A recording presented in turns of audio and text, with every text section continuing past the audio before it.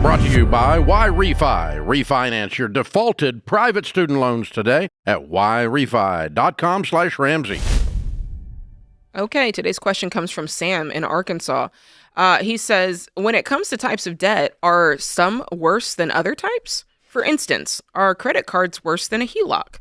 I have a high credit card debt, so I thought about taking out a HELOC to pay them off, but I wasn't sure if this would make me worse off than I already am. So let's talk about, there's a couple of different levels to this question. First off, debt is debt, right? Anytime you owe somebody money, you're slave to the lender. So for the purposes of this, just think of it that way. Like, I want to avoid debt. And if you're looking for a solution from your debt, in this case, you're looking for a solution from your credit card debt. Yeah, moving it over, that's not a solution. You could possibly save a little bit on interest, but don't think of that as the solution. The solution is you got to pay it off. Because if you just move it to a HELOC, you've just moved it. It's not gone. You've just rolled it into an asset and you still have to pay it. So while putting your home at risk. Right. And moving to likely a variable interest rate on these HELOCs. Exactly. So oh, yeah. That's very true, George. It's a terrible solution for a lot of reasons. Yeah. But it doesn't attack the behavior that got us there. And we know personal finance is 80% behavior, 20% head knowledge. So you could mathematically go, well, this is a better debt to get into. And you're going to be a rat in the maze. Yeah. And we do find that a lot of times when folks consolidate debt, whether it's into a HELOC or another type of personal loan, it's kind of like, oh, great. They feel like they've solved it. And then they keep piling up debt because they went from paying, 7 different bills to one bill. And somehow that made them feel like they had less debt. And so now that frees me up to just go into more debt, right? So it's not, there's moments in time here on the show where you might hear us say something like, a guy's upside down in a car payment and we'd say, yeah, get a loan for the difference. Or we'd convince them to do something that would get them out of a higher amount of debt to get into a lower amount of debt, right? But in that case, that's really the only time you'd hear us say to move something. And it's really just in the car payment situation to get you from a $50,000 car payment to a, Yeah. And sometimes refinancing, like a mortgage or student loans. But even then, we're not saying go take out other debt to pay off this debt. That's right. It's simply to get better terms, not extend the timeline. But just for fun.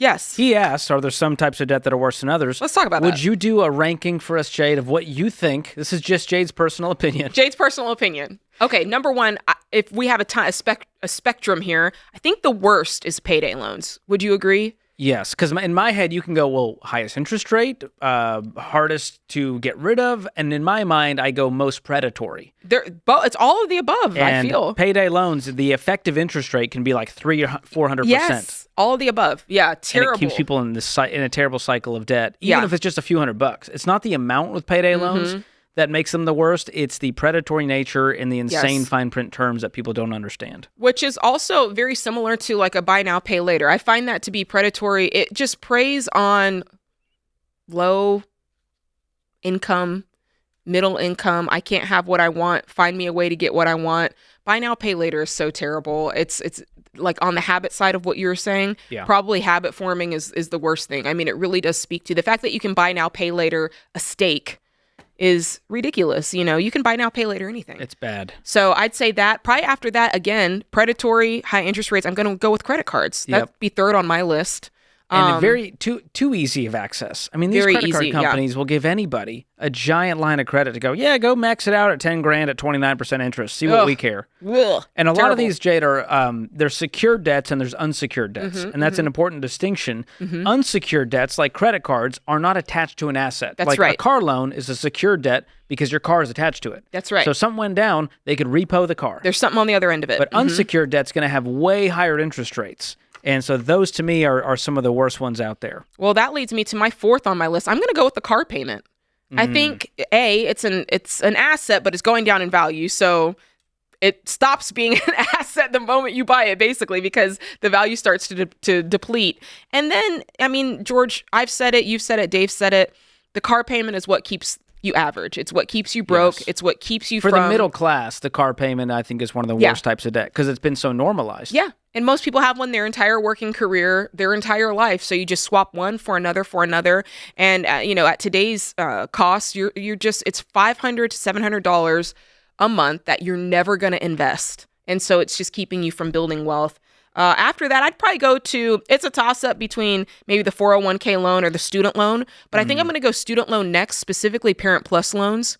Yeah, those are brutal. They're brutal. There's a relational element there that we take those calls, and it's not about the money as much as it is a broken relationship and a lack of communication, and the parents on the hook at a crazy high interest rate. Now they can't retire. They want Junior to pay the bill, but Junior never agreed to pay the bill. It's just a nightmare. Yeah, it's tough. We get those calls all the time. And then there's the 401k loan, which you go, I've worked so hard to put this money aside, and now it's my money, but I don't get to just have it. I have to borrow it at an interest rate. Unplug the growth, pay interest back to myself. Yes. And penalties. It's just probably one of the most painful types of debt that you could take out. So I'd say that. Up higher on the list, I'd probably go with medical debt. Usually that's the harmless. I'm just trying to live. I was trying to take care of my child. Yeah, I people didn't aren't know. choosing to go into medical debt. Right. Now, they sometimes didn't prepare. They didn't have the right insurance. That's all right. That, and it's easier to settle than other types of debt. Yes. It's not ill-intentioned, right? It's like I wasn't trying to live this lifestyle or do this thing. Like, life just happens. And we haven't even mentioned HELOCs, home equity loans, all of that. Goodness gracious, Jade. Yeah. The list goes on and on. Where would you throw those in the list? That's definitely a middle class trap. As far as worst, I wouldn't trade places with people with a HELOC. It's not a fun life. They're way over leveraged, and they think, well, I got my home as a piggy bank. Why not take a bunch of cash out? Well, they're stealing from themselves. Fund a renovation or a pool or to pay off other debt, like our friend here is asking, Sam. And it also puts your home at risk. You miss that HELOC payment. Guess what? They can take your house. Well, it's just, when you really think about it, I'm like, okay, I buy a house, I gain equity in it over time. That's my money. And if I were to sell my house, I'd get my money. But if I borrow it, now I have to again, I'm borrowing my own money because now I have to get my money, but I have to pay interest on it. It just makes me be like, well, why don't I just wait until I'm ready to sell this house and then I can just have my money? There's even a newer one, Jade, that's very frightening. I've seen this pitched online. People have sent this to me. What happens is these companies will say, hey, here's a loan for $100,000. You don't need to pay us back until your home sells. And how much do you owe us? Well, it'll be a percentage of the home sale. And so you could be giving away 30, 40% of your home sale to this company for the pleasure of this loan. That feels like it should be illegal. Yeah. And even there's another company that will give you a credit card tied to your home equity. I've seen that. Oh, they're just making it easier and easier. And their marketing is so good. They spend millions and millions of dollars a year to market these products to people on social media. Yeah. And they know their target demo, and people fall for it thinking it was going to be easy money. They don't read the fine print. And so if it looks like debt and it smells like debt, it's debt. Just run away. Gosh. Yeah. No matter how you slice it, if it's stealing your income, if it's causing you to make a payment every month, it's not good. I feel like ranking debt is like ranking gas station bathrooms. It's like, this is not a fun thing to do. Although I'll give a shout out to Buc-ee's. Their bathroom is, I mean, you could eat off the floors at Buc-ee's, I think. No, don't try it. I wouldn't, but I'm just saying, I feel like they're taking care of business over there. You know what? Where I think always surprisingly has bad bathrooms? Like the bookstore, like Barnes & Noble. Or like you go in there and you're like, what's happened here? There's a theory here. This is not for the Ramsey show, but let me tell you, there's a theory that when you enter a Barnes & Noble's, it causes you to have a bowel movement. There's science behind it. I don't know. Is it because you went in with coffee? You like, I'm going to get a coffee. I'm going to have a book. Is the smell of books? I don't know. Just listen, don't bring your book in there with you because somebody's going to have to buy that later. We need answers, and we also need to rank gas station bathrooms. I'll work on that for my next YouTube video. Dave will love that one. Why Refi refinances delinquent private student loans for struggling borrowers. Learn more at yrefy.com/Ramsey.